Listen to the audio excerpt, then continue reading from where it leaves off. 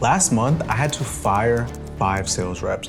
Now, before you think this is some like weird flex, it's not. In fact, I hate having to do shit like that and it costs a lot of money to do, but it's always much better to let the wrong people go early on than to let the bleed continue. And the crazy part is the reasons that I fired these people across a couple different offers wasn't solely because they just can't close.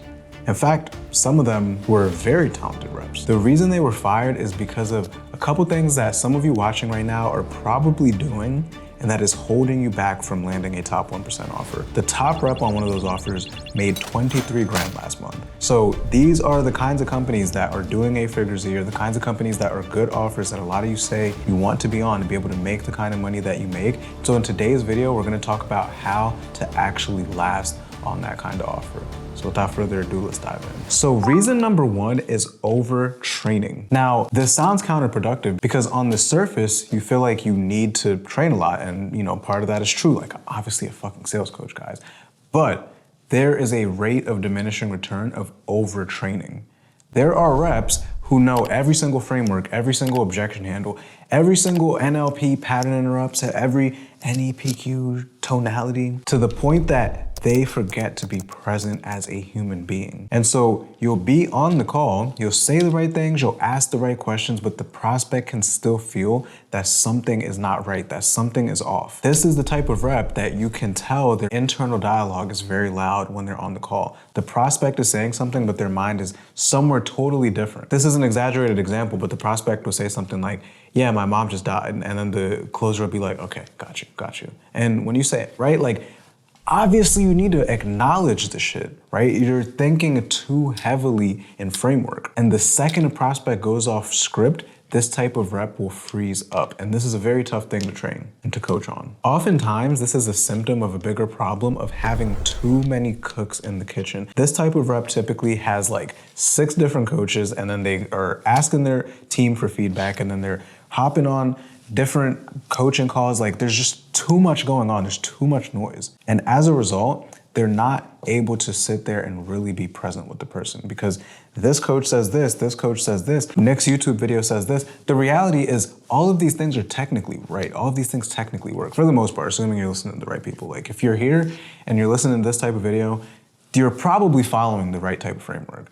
The problem is you're following too damn many of them, and the prospect can feel that something is off about you. So what's the solution here? The solution is to fix one variable at a time. Stop taking so much advice. Stop trying to change so much of your process, but change one thing at a time and listen to one person at a time. It doesn't even have to be me. If it's me, listen to me and only me. Apply what I say and only what I say. If it's your manager, do that with them, like whoever it is. Reason number 2 is being uncoachable. Now, this is the complete opposite as the first one because that person's too fucking coachable. But someone who is uncoachable typically has a very slow rate of implementation, meaning I will give them feedback and then it takes them 2, 3, 4 calls to actually implement it versus the most successful reps get feedback and the very next call, they are implementing it. This is why my program is structured in a way that you get weekly call reviews. There's obviously group training, there's one-on-one training, but you are able to submit calls, you get feedback on one fucking thing at a time,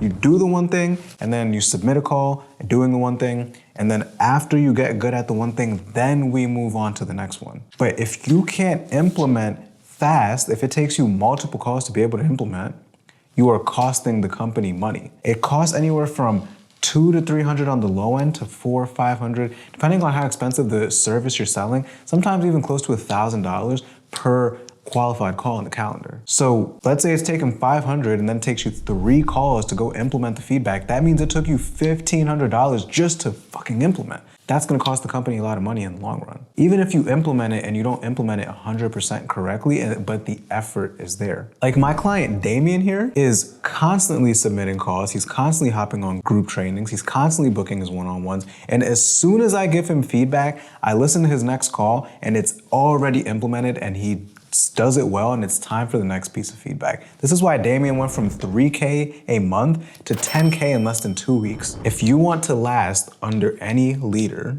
who has their shit together, they are not going to tolerate you taking forever to implement feedback. So the fix here is very fucking simple.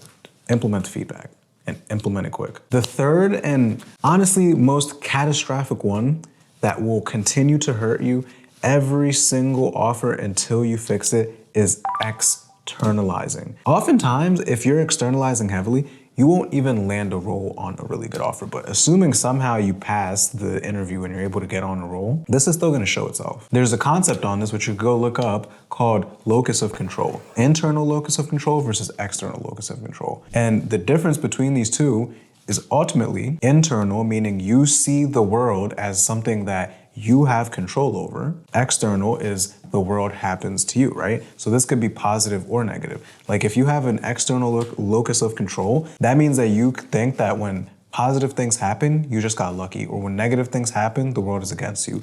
But internal means that when positive things happen, it's because of you. When bad things happen, again, it's because of you. And this one is so deadly, not only because it holds you back as a person, but it also holds you back from being able to hear the prospect's excuses. So if you're finding yourself constantly blaming the offer, blaming marketing, blaming leads, blaming everything but yourself, you are not going to last on a solid offer. Like, don't get me wrong. I know lead quality matters. Obviously, talking to people who have money, talking to people who have intent, marketing is important for you to be able to effectively do your job, I know. But the fact is, at least in that moment, the thing that you have control over is yourself, how you show up, the kind of discovery that you run, the way you handle the prospect's concerns at the end of the call. Are you complicating shit rather than just collecting the fucking cash? Are you being a deal maker, right? These are things that you have in your wheelhouse of control. And so the solve here is every time you get an less than ideal result, listen to your internal dialogue, monitor your internal dialogue. Why did it happen? What are you telling yourself? The lead could have been retarded. You're right. How does that serve you though? It doesn't. Or are you thinking, okay, how could I have gotten this person over the line?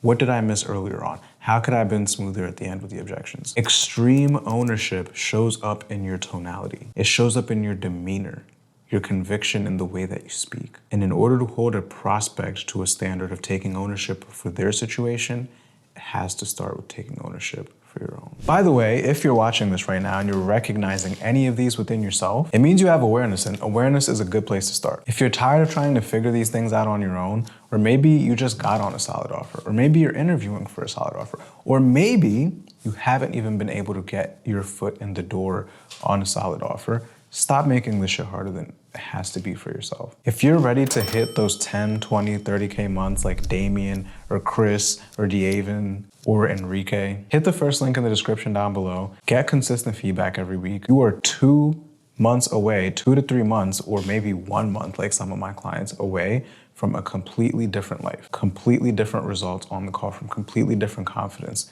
The decision lies with you if you are going to be congruent with the things you're asking your prospects to do. So if that sounds like you, if you're ready to stop doing things the hard way, hit the first link in the description. You're gonna speak to either me or my team to see if you qualify so that you can start hitting, again, those 10, 20, 30K months.